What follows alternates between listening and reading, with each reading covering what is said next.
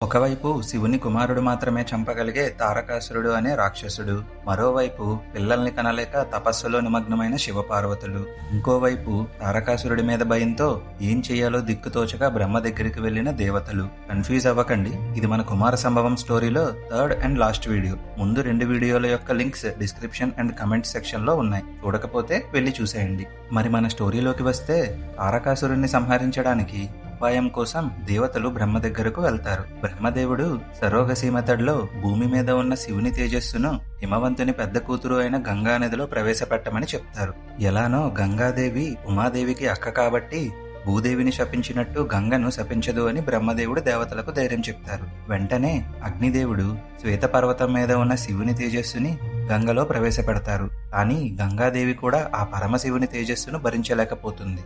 అప్పుడు అగ్నిదేవుడు గంగాదేవి గర్భాన్ని హిమాలయ పర్వతం దగ్గరలో ఉన్న ఒక చిన్న పర్వతం మీద విడిచిపెట్టమని చెప్తాడు. గంగాదేవి తన గర్భాన్ని ఒక చిన్న పర్వతం మీద విడిచిపెడుతుంది. దేవతలు అంతా ఆ రాక్షసుణ్ణి చంపడానికి శివుని కుమారుడు పుట్టాడా లేదా అని చెప్పి చాలా టెన్షన్ తో వెయిట్ చేస్తుంటారు. కానీ గంగాదేవి విడిచిపెట్టగా బయటకు వచ్చిన ఆ శివుని తేజస్సు నుండి మొట్టమొదట బంగారం, తరువాత వెండి, తరువాత ఇనుము బయటికి వచ్చాయి. అంటే ఈ లోకంలో ఉన్న బంగారము, వెండి, ఇనుము శివుని తేజస్సు నుంచి పుట్టాయన్నమాట.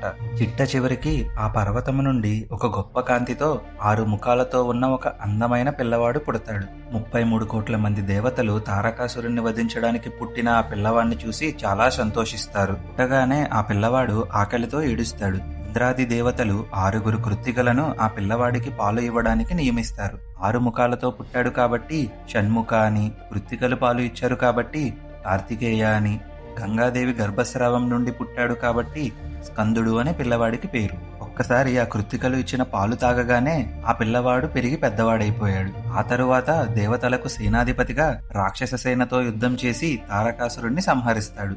ఇది వాల్మీకి రామాయణంలో చెప్పినది, కాళిదాసు గారు రాసిన కుమార సంభవం కథ.